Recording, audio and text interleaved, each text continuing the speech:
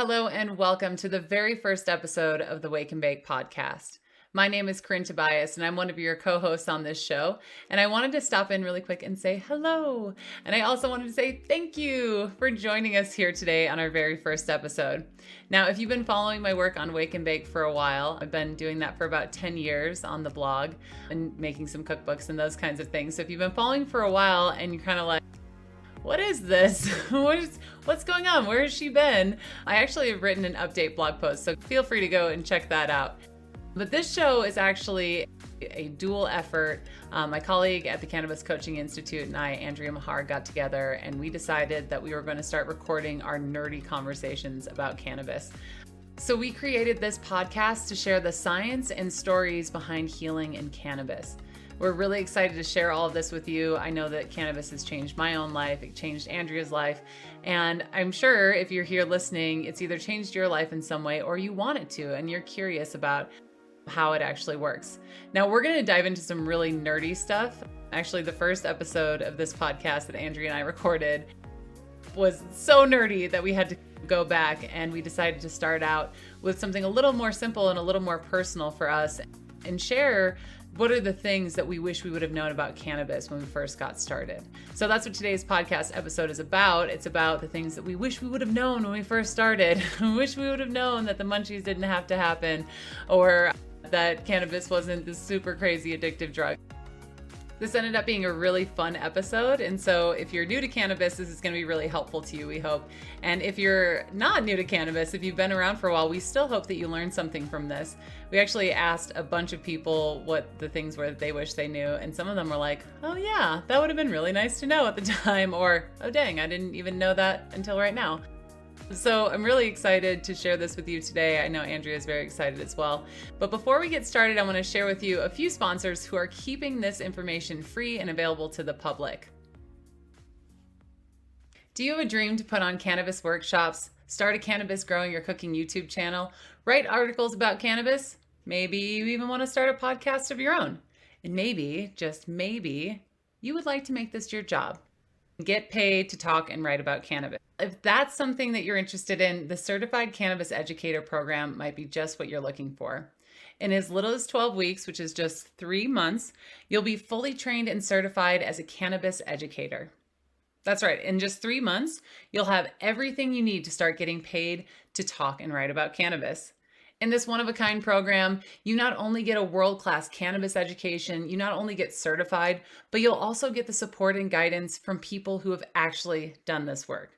I'm talking me, Andrea Meharg, we've got Danielle Simone Brand. There are people who have actually made a living doing this as a job. So it's not just going to be theory. We're actually going to show you how to create your first workshop, your first article, video, or podcast. And we're going to give you feedback on that so that you know exactly what you need to do to start making money to talk and write about cannabis.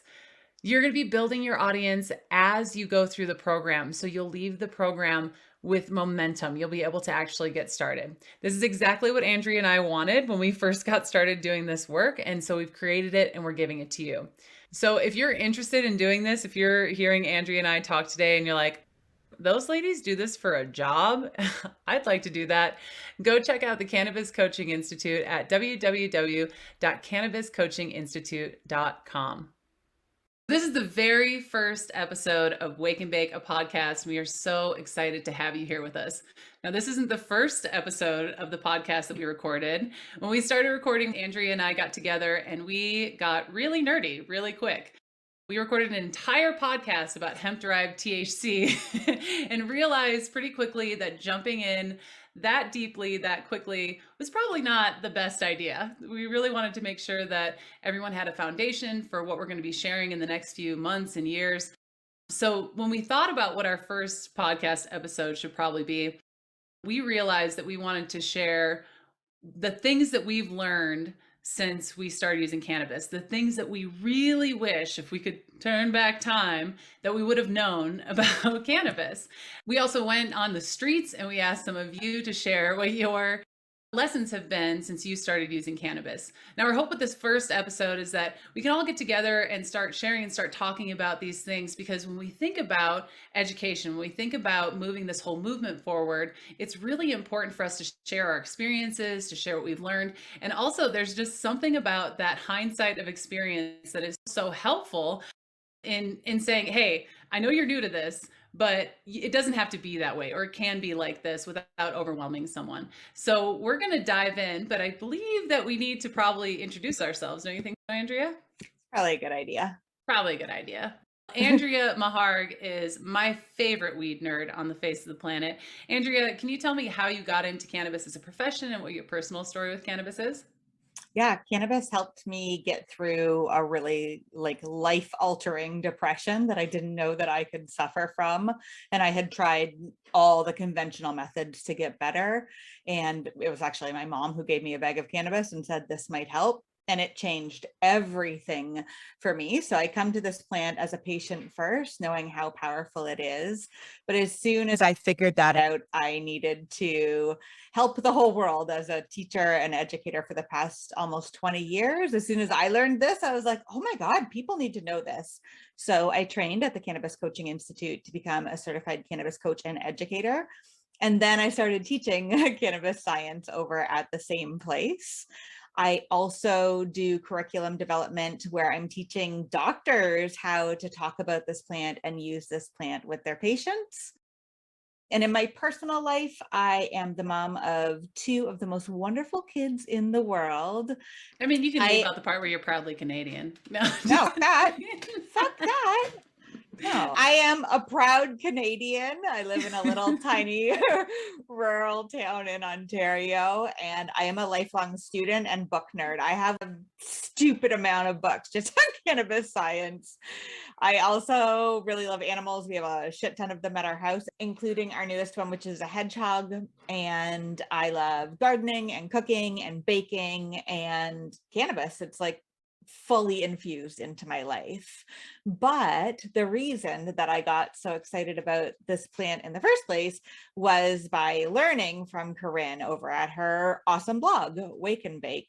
So Corinne, why don't you tell us a little bit about you and your journey into this space? I didn't realize like how different my life is until you asked me that question when I was like, how did I get into it? And I started thinking about like how much pain and how much suffering I was in at the time. And I was on a lot of prescription medications. I was in a ton of pain. I was like drinking an incredible amount of alcohol. So I was just in this really dark place and was just trying to get through it and knew nothing but the medical system. So I was told by doctors that I wouldn't be walking by the time I was 30. I had degenerative disc disease and scoliosis. And so I was always in my back, always in so much pain. And the first time that I realized what cannabis could do, my neighbor down the hall it was the first time that anyone had told me like cannabis is good for you. It's actually medicine. And before that, I had just heard this conversation like it's like alcohol, or it's not that bad. It shouldn't be illegal. But it was the first time that somebody was like, here, this is going to help you. Just don't use as much of it as you have been, because I had been using cannabis recreationally and was using so much of it in order to try to get pain relief that it would overshoot it, which we'll talk about in a minute. I was able to get off my prescription drugs within 2 weeks. I started doing yoga. I started walking. I lost 30 pounds. And I was like, there's something to this. But I still had no idea how it worked. There was no science that I had access to at the time. That was back in 2006, I think. And then I started a health and wellness career because I wanted, like you, when I started getting healthier, I was like, oh my gosh, it's possible. If someone like me can do it, because I thought I was like lazy and broken and sick, then anyone can do this. Like they can improve at least. And so I had no idea how cannabis was going to play a role into that. And when I got into the health and wellness industry, specifically when I started teaching yoga, there was so much vilification of cannabis. It was like, this is going to dim you down. It's just a placebo. It spaces you out. It makes it so that you're not present. And so I was instantly like, wait a second. These things go together. Why are they not going together in this community? But it took me a while to really integrate both of those things. And in 2013, I wrote my first cannabis cookbook. Wake and Bake, which I just thought was the cutest thing. So I had to do it. I was like, this is going to be fun. I'm going to write jokes and I'm going to share how to make affordable medicine. And then it just took off from there. So almost as soon as I wrote Wake and Bake, people started asking me all these questions about cannabis and health. And I was like, whoa, I'm going to have to learn everything that I possibly can so that I can help people. And that turned into becoming trained as a certified health coach and incorporating cannabis into that. And really, the whole goal was just to bring cannabis into the wellness space and let them know that they're friends with each other in the beginning. And then we started the Cannabis Coaching Institute. We trained hundreds of coaches in cannabis, and I've written several books and have a blog called Wake and Bake. And now we have a podcast. And like, when I think back to what was that, like 15 years ago, I can't believe how many people we've been able to touch and how many lives have been improved just from sharing the information about this plant. Yeah, you have taken everything that you have learned and tried to educate as much as possible. Sometimes we call Corinne the unicorn brain person because when she sees a problem, she creates a solution so that she can help people with it. But you have a personal life too, right there, lady? What's going on there? Yeah, I have a beautiful 6-year-old daughter. I live in rural Colorado. I live in a town that's smaller than yours. I live in a town of 300. I've got 2 kitties. I play the ukulele and I love farming. And it's such a good mix because, you know, all the plants, they all go together. So that's Awesome. what I do in my spare time. Before we dive into what we wish we would have known before we started, we took like a poll by asking people out in the world what they wish they would have known before they started with the plant. And we got some really fascinating, wide-ranging answers that we want to share with you. We're going to start with Evan. He said, I think I was just extremely paranoid, thinking that it might make me use harder drugs. The internet had just become accessible and we had DARE conditioning. And we had that in Canada too. We didn't have the DARE program itself, but we definitely watched a lot of like American programs where they told us that this was the devil's lettuce and it was going to lead to all these much more dangerous drugs as soon as you smoked weed. Yeah. So do you guys have the brain on drugs commercial with the eggs? Yeah. Oh, your brain. This is your brain on drugs. What's so interesting in studying this, and I think this is what's great about Evan sharing this piece, is now we know it's a gateway drug off of those things, that it, as an exit drug, that we're seeing a lot of really good results with it. So it's so funny how untrue that one was and how we lived so much of our lives and we came into adulthood having to question that and reorganize our information in a way that's factual. All right. So LM said, I wish I would have known there were different types for different reasons. And we heard this one a lot. I remember a family member of mine saying, I don't like that creeper weed. It just creeps up on you and knocks you out. And then you're on the couch with the munchies.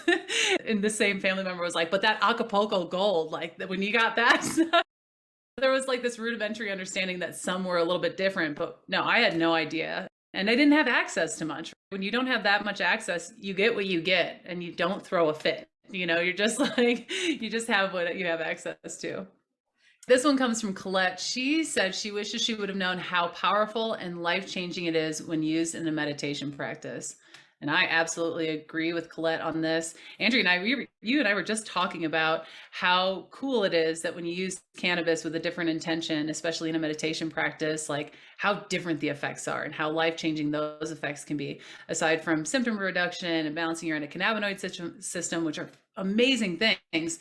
Utilizing it in a meditation practice is something that I really wish that I would have known how powerful that was. And I wish it was spoken to. Like I said, when I was training to be a yoga teacher, they were like, nope, not beneficial at all. Totally going to take you out of your body and increase your Maya and all this stuff. Like, instead of, holy cow, when you combine these two things, when you combine mindfulness and cannabis, like your whole system changes. It's awesome.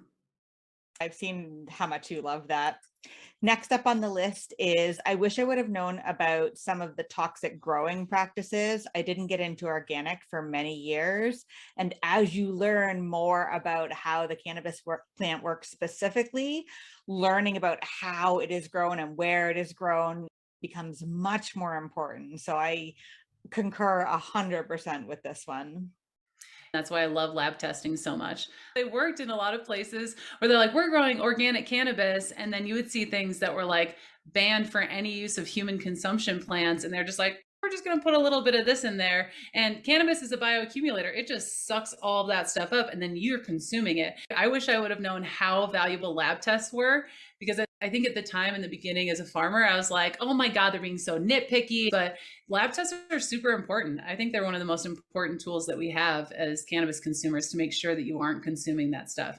And they can get better. I think that there's a lot of problems with lab testing, but man, it's super important that your cannabis is organic.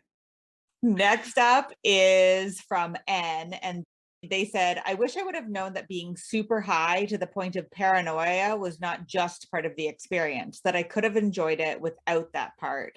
It has been so long since I've been high to the point of paranoia, but I know for you, you take super low doses of THC because too much THC, like you hate that. Yeah.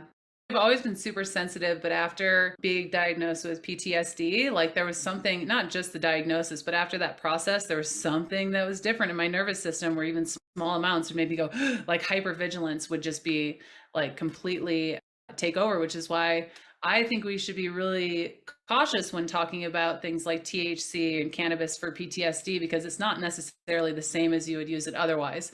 So I think that this is a really great insight. I wish I would have known that being super high to the point of paranoia wasn't part of the experience as well. But I also believe that there are tools and there are ways of utilizing cannabis that don't bring that on. And we should all know about that stuff. And this next one is related from NL. Always have CBD on hand in case of too much THC. Yeah, that was new to me that I found out too late into my journey. And then this one comes from Danielle Simone Brand, who wrote Weed Mom. She said, I wish I had known more in the beginning about the social impact of cannabis prohibition and the drug war, as well as to help grow the parts of the industry like craft, equity brands, etc., that I want to see succeed the most. I think what I love about Danielle's input on this is that we have a way to impact this. Like it's easy for us to look. I see smoke signals right behind you. If you read a book like Smoke Signals and you're like, oh my God, this was fucked. Like how this all happened is completely fucked. And what Danielle is saying is like, yeah, this was fucked. We all need to know that this was like not cool, but look at all these ways that we can support these different parts of the industry that we want to see grow. I think it's really cool to see how many different people had different insights that they wish they would have known when they first started using cannabis. And this is why you and I became cannabis coaches and cannabis educators, is because we want to make sure that people knew this stuff from the get-go. And the reason that we're having this episode is so that we can all share. When you leave this episode, you're like, oh yeah, I wish I would have known that. Or I want to share that with my cousin who is just experimenting with CBD or something right now. So I want to dive in. Andrea, I'm so excited to hear what your insights have been since utilizing cannabis, because you're so well informed, you're so well educated, you're such a nerd. Look at all those books behind you. To boil it down to, let's say, 3 things that you wish you would have known about cannabis when you first started. My first one is tolerance. I didn't understand when I first started consuming cannabis, THC, that you can build a tolerance to the effects of the plant. And I just, as a person, am somebody who likes to be like, if a little bit helps, then a lot will help like a lot. And so I very quickly developed a pretty high tolerance to THC that I literally battle because I just love how THC makes me feel. So I refuse to take a tolerance break. Actually, it's probably not even true. Even if I would have known about tolerance from the very beginning, I probably would have still been like, oh, I won't get that, and then just moved on. But I think I would have had maybe a different relationship with THC had I known that I was going to be here several years later as somebody who has extremely high tolerance. So that's my first one, just because I battle it every day, because I'm like, today will be the day I take a tolerance break. I love that you say that, because I obviously don't have a tolerance. And I took a tolerance break after making my 3rd cookbook because I needed one. And then I was never able to step it back up again and had to navigate that. And I remember there was this point where I was like, oh my gosh, can I even be in the cannabis industry? I can't smoke a blunt. Like I might as well just quit. And so like, you have the street cred. If you and I were sitting in an industry function, everyone else can hang, and then I would be like, oh, okay, don't do it. There's part of me that's jealous about your tolerance. I am obviously like super cool because I can smoke joints. There we go. A lifelong dream achieved. Okay, the second though, and this is related, is I wish I would have known when I first started how easy it is to grow. And I want to talk about this from the experience of if you can grow other plants, specifically outside vegetables, if you can grow tomatoes, if you can grow green peppers, if you can grow freaking beans, you can grow weed for sure. And you don't need to have all of the things that you hear about out there, like special newts and I don't know, light cycles and all of that stuff in order to be able to grow huge, enormous monster plants. I grow outside mostly with compost and like alpaca poop and rabbit poop. And I have a 10-foot monster outside. So that's freaking awesome because then I have enough cannabis to smoke all the joints that I want because my tolerance is really high. The flip side of that is that then you're in trimming hell for the rest of your life when you have 10-foot plants. And also, in case you have seen me try to grow cannabis inside on my YouTube channel, I do not profess that I have figured that shit out. I am not good at it. No, that's what you're talking about is like when you need the newts and the lights and all that stuff, like when you have to play the sun and the soil and you have to be literally Mother Nature, then it's complicated for sure. But like plants love it outside in the soil. Okay, and number 3 for me is you could have never told me 5 years ago that I was going to like science at all because I wasn't a science person. I dropped out of science in grade 10 and that was like it was dead to me. But once I learned from Corinne about why cannabis works in my body, I like fell down the cannabis science rabbit hole and I can't get back out. Like, I don't want to, but I also can't. That was really surprising to me. And it's been so interesting teaching students at the Coaching Institute who have the same experience. I didn't think I was going to be a nerd. And here I am like reading scientific studies or reading all these books about this plant. Yeah, I would have loved to see the look on my face if I would have been like, oh, you're going to teach cannabis science and want to take cannabis science classes and stuff. No, that would have never flown. That's so surprising to me. I didn't know that you weren't a nerd and that you didn't know that you were going to geek out so hard. Andrea, for those of you who don't know, when Andrea was a student at CCI, she was basically like, more science, please. Can you give us more science? Can I have some more science, please? And we're like, dude, if you want more science, get more science. And then she came back and she's like, okay, I have all the science. Can I teach all of you all the science? And we were like, okay, enough of science. My goodness. But it's incredible. I know it's one of those things, one of those rabbit holes that because it's one of the most dynamic plant medicines on the face of the planet, and because you can get it, you can go at it from every different angle, from cooking and processing, from growing, how it works in the human body, like what the implications of that are, you know, genetics, breeding. I mean, there's so many interesting places to go. And we've seen this at CCI, is like people get interested in their own little nooks and become these little masters of these niches, and they are able to bring the science into it and really give that a lot of meaning for people. So when they go out into the world as educators, even if they're teaching growing or cooking or whatever it is, they're like, all right, everybody, let's share this information. Let's make this really fun and cool. So I like to think that like we make cool weed nerds. Okay, what about you? What do you wish you would have known? What are your top 3? Yeah, I talked a little bit about my first one, which is that I wish I would have known that a little goes a long way. You were like, I wouldn't have done anything different. I would have. I was the type of cannabis user before I realized that a little goes a long way, that had like a bong in my fridge. And when I was in pain, I would just like, okay, let's go. And I would miss the mark, and then I would be completely incapacitated. I would get the munchies. Like I was already struggling with weight because the weight would impact my pain. And it was just like a lot of stuff going on I was trying to figure out. And using small amounts, I was like, oh, just a little bit. Oh, I feel fucking good. And I feel energized. And I feel like I can approach the day and I want to be in my body and I want to walk around and have fun, as opposed to just completely sinking in. So I think coming from, I think our culture just has an overconsumptive mindset, like we were just talking about. You're like, oh, this is good, take more of it. And I was that way with supplements too. I was like, okay, we'll just take all the supplements for a while. And it didn't work. And I was always like, why doesn't this work? And again, understanding the science behind it, the stuff that you teach in CCEP, I was like, duh, of course that's why it works that way, because we have this endocannabinoid system and it's elegant and you don't need that much. I just didn't know anything. Nobody knew anything. And so like there was no, you were just kind of figuring it out on your own. You were just exploring it. And I think it just took a while for me to get there because the culture around cannabis, especially back then when I was growing up, was like either you don't do it because it'll make you a bad kid, or you do a shit ton of it because it's part of your whole thing. You're a stoner kid or whatever, and you're like listening to Bob Marley and you've got the tie dye and you're like in the whole culture around cannabis. And that was like, there were really only two ways to do it, it seemed like at that time. And now we've got all these like different ways to be in it. And all of those different ways seem to have a different view of consumption and those kinds of things. And then so like people who are taking it from the medical lens and they're like very specific about the ways to use it. And so I just think that I wish I would have known that not just that there were very many different types, but there are different ways of approaching the plant that have different kinds of effects. People coming into the industry right now have access to so much more knowledge and understanding and products. That's another part of what I wish I would have known.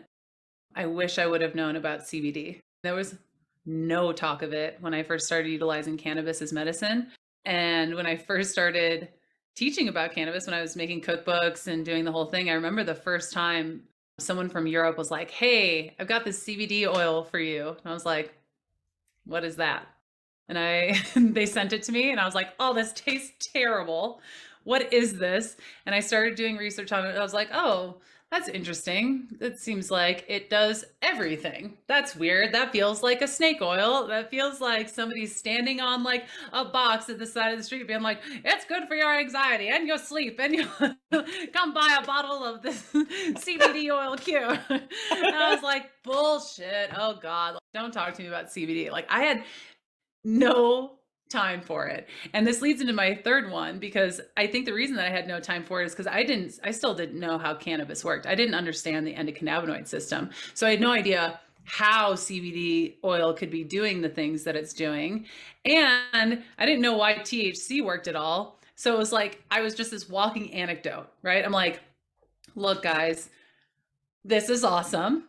My life was really bad and now it's good. And people kind of like, yeah, but you do yoga too and you're farming. I saw those things as a product of what I was able to do after cannabis, but I think it was easy just for people, especially my family, who I really wanted to help with their health, go, she's just a granola munching, whatever.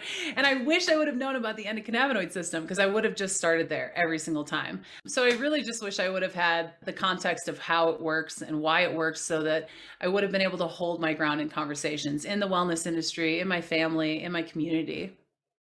I think that's what it is for lots of people, is that once they have a firm foundation, not just, oh, I know it's working for me, I feel better, which feels really wobbly. Once they can have a basic understanding of how and why it's working, then they can stand on this really firm foundation and shout from the rooftops, I know you don't believe me, but I have science on the side. So yeah, Yes. I think it's super helpful. What we were just talking about, what Evan said about that dare reprogramming and the paranoia that just comes with utilizing cannabis. I mean, that it's not just, hey, this is why this is working. It's, hey, this is why you don't have to be afraid of this. It has a really high safety profile. We do know that it can cause some issues if you utilize it a certain way, but if you figure out a way that works for you, you can mitigate those issues because we understand how all of that works now. I think that is a huge important thing to know when you're first starting out, especially if you want to be teaching other people and sharing this, which from my experience, you can't not. Once you figure out how cannabis works for you, I've never met a human being that's like, oh yeah, it works for me and that's cool. I like it.